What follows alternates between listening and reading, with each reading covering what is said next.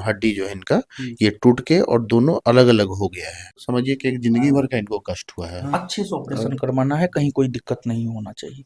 आप जी पैसा सर। को लेकर के एकदम टेंशन फ्री रहिए। ध्यान बिंदु जीएस एकेडमी पटना इनके पूरे ऑपरेशन का खर्च वहन करेगा। अब जैसे गुरुजी लोग भी हैं जो लड़कों के सपोर्ट में हमेशा हैं। बीपीएससी छात्रों का प्रोटेस्ट था पटना में और छात्रों के ऊपर बर्बरतापूर्वक किस प्रकार से लाठीचार्ज किया गया था वो आपने देखा होगा। देखिए अभी हमारे साथ एक छात्र है जिसे आप कैमरे की फ्रेम में देख पा रहे होंगे। इसका जब पूरा पैर देखेंगे तो पूरा पैर फ्रैक्चर हो चुका है और अभी हम हॉस्पिटल में ज़्यादा ज़ोर से आपसे बात भी नहीं कर सकते।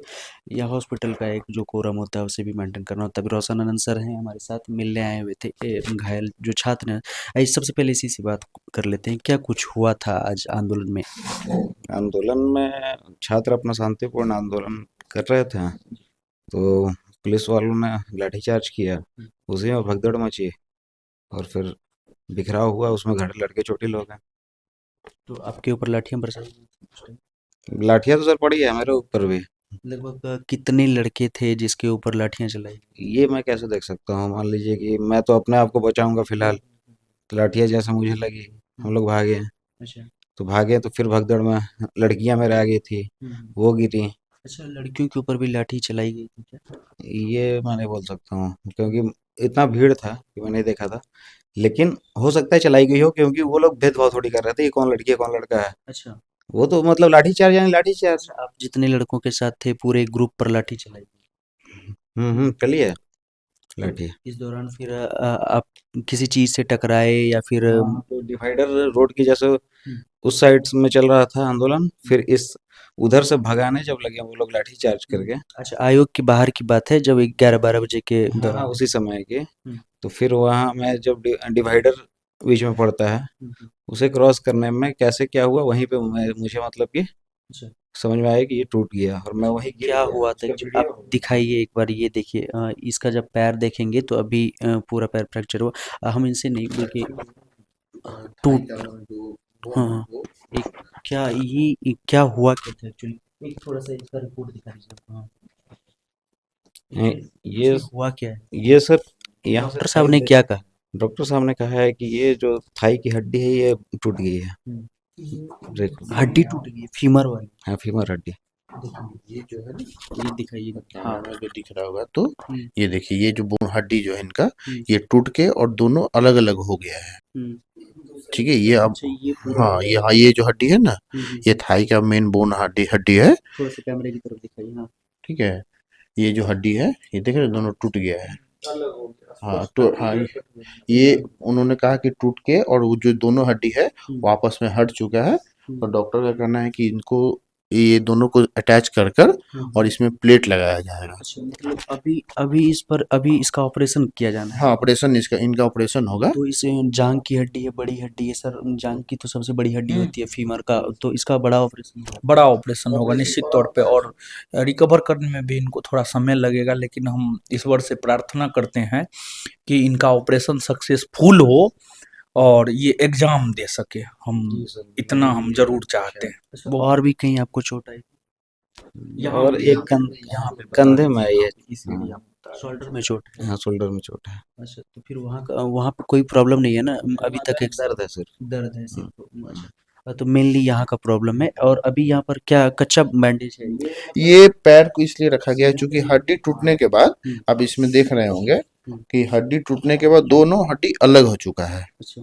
तो डॉक्टर ने एक वेट को रखा हुआ है, आप इधर पीछे देख सकते हैं कि ब्रिक्स को बांधा हुआ है और इसलिए क्योंकि वो हड्डी को खींचकर और इसके सामने लाने की कोशिश कर रहे हैं। अच्छा अच्छा, उसके ठीक बाद है फिर उसके बाद दोनों को सटा। ऑपरेशन किसी हाल में किया हाँ ऑपरेशन किसी हाल में किया जाएगा और एक तरह से बोलिए ना कि ये जो है ना बहुत लंबा प्रोसेस में चले गए हैं। अच्छा। और ये जो भी हड्डी है जब एक बार बीच से टूटता है ना प्लेट लगने के बाद वो दोबारा ठीक मतलब समझिए कि एक जिंदगी भर का इनको कष्ट हुआ है। हाँ। हाँ डॉक्टर ने स्पष्ट कर अब दिया है। अब तो कहीं न कहीं जो आपका सपना होगा कि डिप्टी एसपी बने, वो तो लगभग नहीं सर बनेंगे, जज्बा है, बनेंगे। सर कह रहे हैं अभी भी बने। निश्चित तौर पर ये होना भी चाहिए। ये इनमें अभी भी मतलब टूटने के बाद भी बताइए कि इनमें एक जज्बा है कि नहीं हम कर सकते हैं, तो ये तो बहुत अच्छी बात है। मतलब इनमें कॉन्फिडेंस है कि हम कर सकते हैं, और कॉन्फिडेंस का होना किसी भी काम को करने के लिए कॉन्फिडेंस का होना बहुत ज़्यादा ज़रूरी होता है। और ये करेंगे, निश्चित तौर पर करेंगे, हमें विश्वास है। मतलब इतना कुछ होने के बावजूद भी इंसान टूट जाता है, लेकिन इनमें अभी भी हौसला बना हुआ है कि ये करेंगे, तो ये निश्चित तौर पर करेंगे। क्या करते हैं पिताजी आपके? पिताजी शिक्षक है सर। पिता शिक्षक हैं और माता जी क्या करती हैं? घरेलू हाउस वाइफ हाँ। तो अभी तो कहीं न कहीं ये बड़ा ऑपरेशन होना है। तो सर आप आए हैं, मिलने भी आए हैं और बच्चे अगर मुश्किल परिस्थिति में रहते हैं तो अपने गुरु को याद करते हैं। आज आप आए हैं सर। देखिए, मेरा अपना मानना है कि हम छात्रों के सुख में साथ हो या ना हो, उसके दुख में साथ हम ज़रूर होंगे। तो आज जो 6 दिसंबर को बीपीएससी का आंदोलन हुआ है, उसमें जितने भी छात्र घायल हुए हैं, गंभीर रूप से घायल हुए हैं, हम उनके साथ हैं पूरी तरीक़ा से। और इनके पूरे ऑपरेशन में संस्थान ज्ञानबिंदु जीएस एकेडमी पटना इनके पूरे ऑपरेशन का खर्च वहन करेगा। और ये सही हो जाए, हम ईश्वर से यही कामना करते हैं, ईश्वर से यही प्रार्थना करते हैं। कहीं न कहीं आपका बड़ा ऑपरेशन होना है और सर ने कही है कि जो भी होगा, जो नेचुरली होता है, वो तो कोई नहीं लौटा सकता। लेकिन कहीं न कहीं सर ने कहा है कि हम जो भी खर्च होगा, तो इस तरह की चीज़ें बहुत हौसला देती है। मतलब इमोशनल सपोर्ट एक मिला, फाइनेंशियल सपोर्ट भी सर ने बोला कि मैं दूंगा, जितना भी होगा संस्थान करेगा। तो सर की बातों से मुझे अपना मतलब कि मेरा जो जज्बा है वो मजबूत हुआ। बनिएगा लेकिन डिप्टी एसपी। बनेंगे सर, कोई ना कोई फतेह हासिल करना है।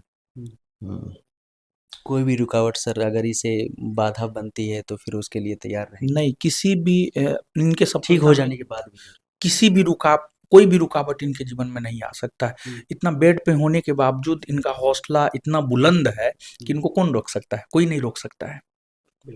और हम आपको बताते चले कि 6 दिसंबर 2024 के बीपीएससी आंदोलन में जो भी छात्र घायल हुए हैं, गंभीर रूप से घायल हुए हैं, वो हमसे कॉन्टैक्ट कीजिए, हम मदद करेंगे, हर रूप में मदद करेंगे हम।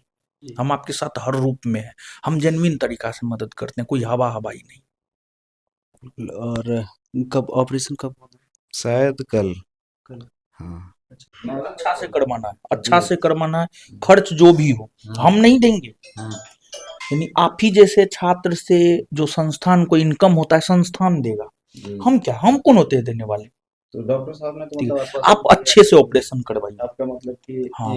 आप पहले की तरह हो जाएंगे बिल्कुल। हाँ, तो अच्छे से ऑपरेशन करवाना है, कहीं कोई दिक्कत नहीं होना चाहिए।